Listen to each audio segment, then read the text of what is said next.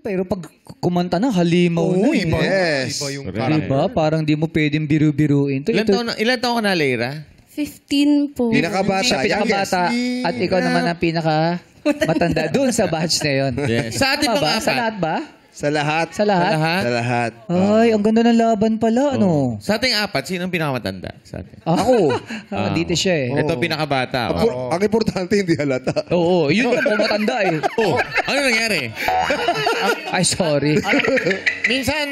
Minsan ang sakit nyo magsalita. Sorry. Ako mukhang pinakamatanda dito? Hindi, ikaw ang pinaka-cute. You are a baby boy. Thank you. You Ayaw are mo a nun, baby boy. di ba pag mukha ka matured ka tingnan, di ba? Iba yung mature, tsaka iba yung mukhang matanda.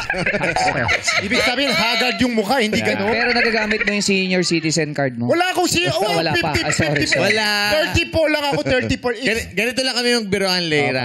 Para at least, di ba, yung pero kaba mo. hindi lahat ng biruan, hindi may, yung iba may sakit. Masakit. May sakit. Ano sakit? Masakit. Sa puso!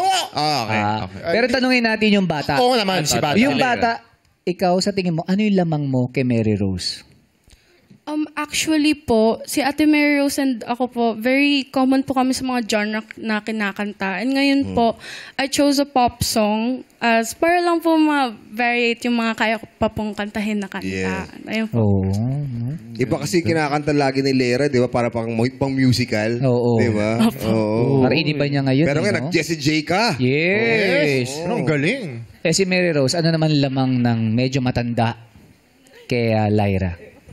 Siguro when it comes to to voices, I think at saka sa mga genre, po kaming dalawa. Kumbaga, I won't say na merong lamang, merong but yung experience po kasi Yun. Yes. ng Tama. isang mga awit, yun lamang po yung Yes. Pero nakakatawa tong dalawa, no? Ang ano nila, ang pino nila magsalita. Pero pag kumanta Oo, sila, ang iba. lalaki ng boat. Pero Oo. pag tinanong mo, kasi po, ano po talaga. May ganun eh.